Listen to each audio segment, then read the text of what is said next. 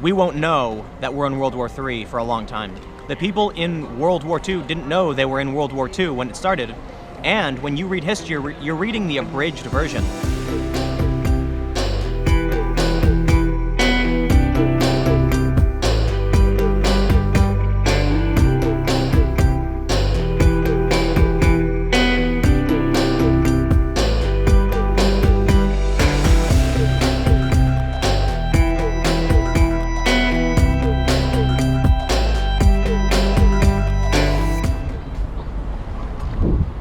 Today, you are going to get a behind-the-scenes look, at least a little bit, of how some TV shows are shot.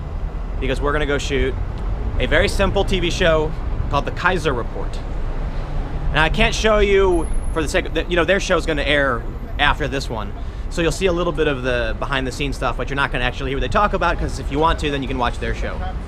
But yeah, let's go. We're going to go meet up with them now, and then we're probably going to shoot on the just by the river.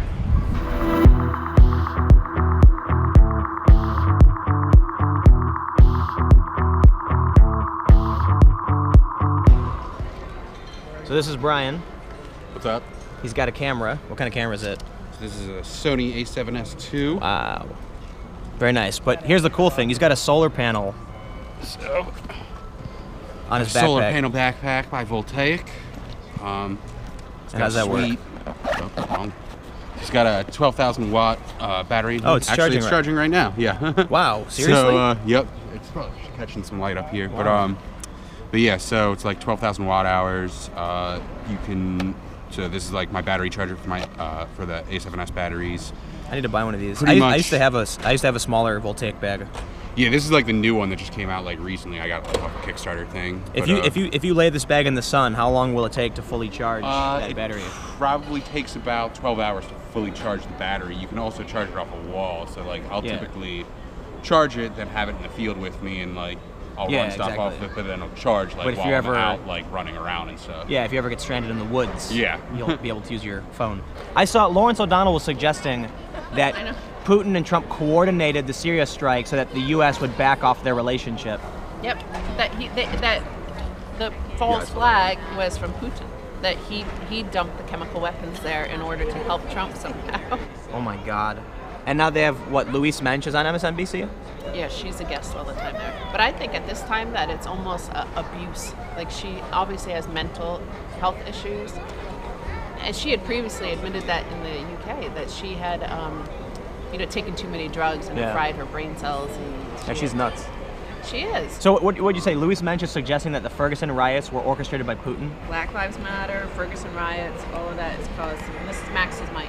Well, hold on. I'll say this.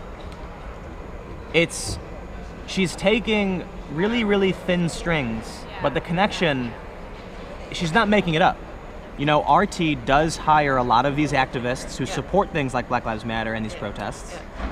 And so then if you were to draw the conspiracy from there, that if RT is Russian propaganda, specifically hiring people to fill an agenda and having them report on these things, then it stands to reason that if...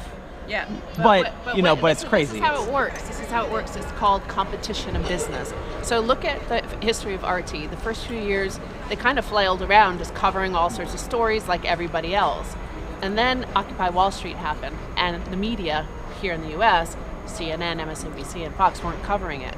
So they started to cover it. It was a market opportunity. And the audience went up because they wanted information about that. So it makes perfect sense. Why try to go into cover a flooded story where everybody else is covering all the media was covering Hillary, so why not cover Bernie Sanders because the media wasn't paying? We know for a fact they gave like 10 minutes to airtime to Bernie Sanders versus to Trump. How many hours? Who knows? But why not cover the group or people that aren't being covered already? Here's what I think. I think RT is propaganda, but only a very small percentage of it is propaganda.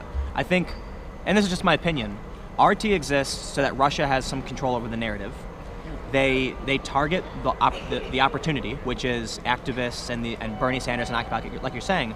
It was an opportunity for them to build audience. Then, when they need to put out something that benefits them, they will, which isn't all the time. So it's funny because, and the reason I think this is, everyone accused them of being this like 24/7 propaganda machine, but the people who work for Sputnik are all Hillary Clinton supporters. It's just that when Crimea happens, the narrative from RT is very pro-Russia. It caused that when Abby Martin came out and said that she disagreed with it, it was controversy. But it's in my opinion, it's no different from CNN or any other American outlet, which will do general news, and then when it needs to, put out the American perspective, right? Yeah, any of those, it's the fog of war, isn't it? The collision of geopolitics, when two great states or one superpower and other big powers are clashing. You never know what the truth is. You don't know what the truth is in the South China Sea at the moment. China has their side, the U.S. has their side, Japan has their side, Vietnam has their side. Everybody has their own argument of the Philippines. I have a bunch of people tweeting at me saying, "No, Tim, don't go to Syria." Like, don't go to Syria. They want you to go? Yeah, like they want me to go to Syria. I wouldn't go to Syria. I wouldn't. Damascus, maybe. Yeah, Damascus, you get some good couscous there. Yeah, actually, it was a funny story that I was looking to do. It's this was a few years ago, but it was like the civil war was escalating. It was getting crazy. There were gas attacks, and the Syrian tourism board or whatever was still advertising Damascus for great nightlife. Yeah. And I was like, that's a great story to go. And now when I bring it up, I get people who are mad at me, and they're like, how dare you undermine and diminish the deaths and the chemical attacks? And I'm like, okay, I'm not going to go anywhere near Syria. Like, I'm not going to go to the destroyed war-torn areas and die. And everyone would freak out if I go into the actual Assad-controlled territories for producing propaganda. So I'm going to stay away from Syria. Yeah, and then the other side, even if you got protection to go into the rebel-controlled zones. The CIA doesn't know who's quite Al-Qaeda, or they say that they don't know. Yeah, I'd get kidnapped and killed. Yeah. No, you don't want to be beheaded. And Nope. You don't want to have to make that video, appealing to Donald Trump to please come rescue you. Oh, God. No. No, I certainly don't. No, so, I don't know, it's... But North Korea now, we're sending a strike force to the peninsula. Yeah. I bought gold the other day. It backs my theory the other day that, it wasn't my theory. I told your audience that I saw the theory that this whole Syria strike was actually a message to Xi Jinping, who he was having dinner with. A lot of people have said that. Yeah. So it makes sense that then he sends this strike force there. Oh, I see. I bought some gold yesterday. I didn't buy a lot.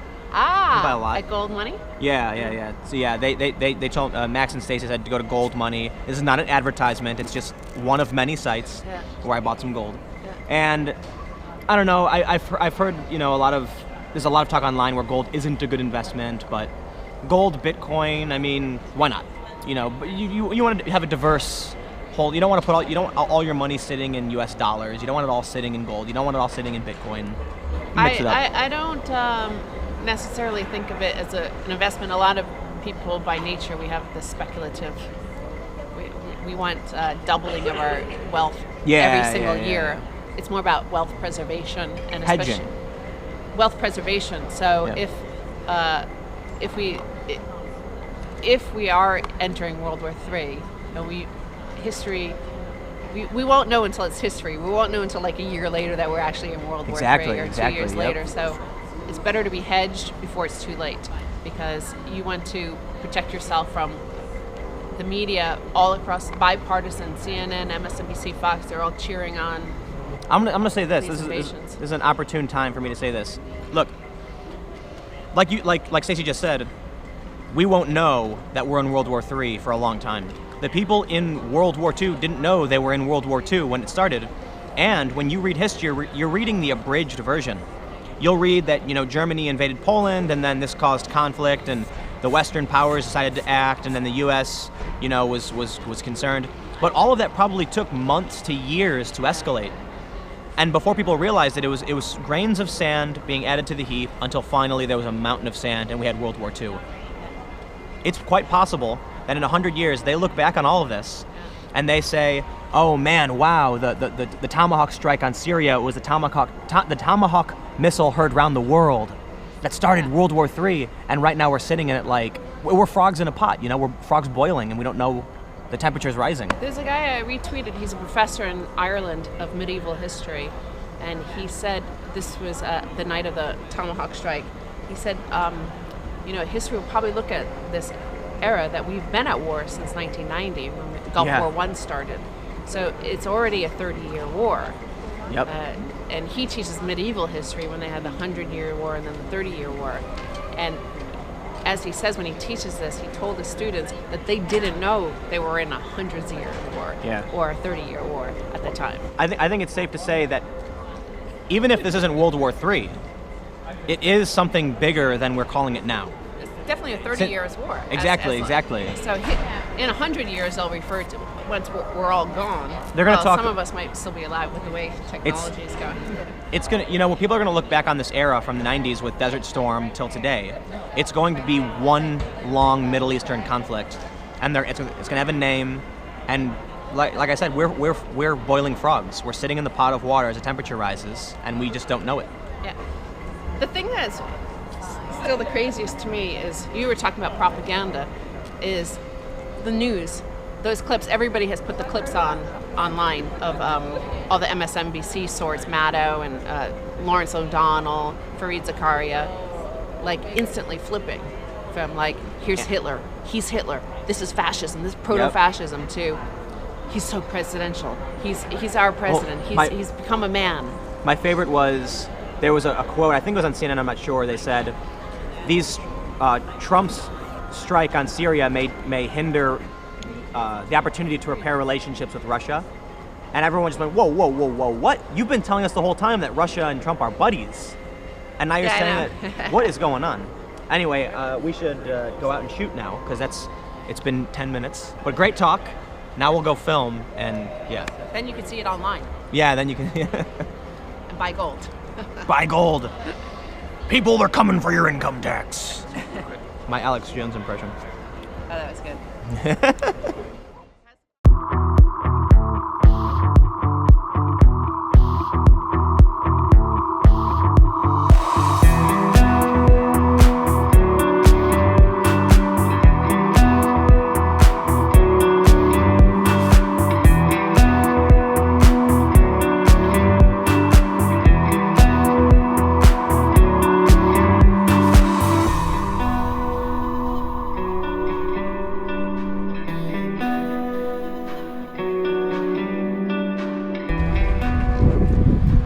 Well, we wrapped. I mean, it wasn't the most eventful thing.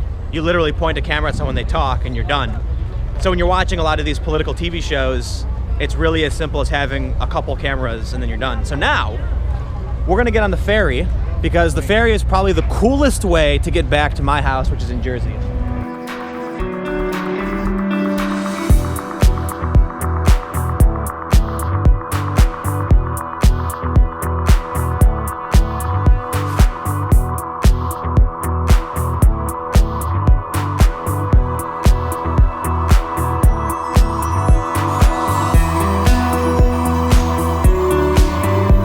Back in Jersey, and that was just one of the shoots we're doing with Max and Stacey. Tomorrow should be a lot more fun, because like I said before, we're going to be on the roof of some billionaire's penthouse or something. I have no idea. But yeah, I mean, it's a pretty simple day, pretty easy, good conversation. Make sure you tune in tomorrow, because it should be a bit more interesting. So thanks for hanging out. You can follow me on Twitter and Instagram at Timcast. Click the like button. Comment below, let me know what you think. Seriously, when you interact with my videos, like, YouTube promotes my videos more, so just the more you engage with the content, the better. I really appreciate it. So subscribe for more videos like this. Thank you all so much for watching again, and I'll see you tomorrow.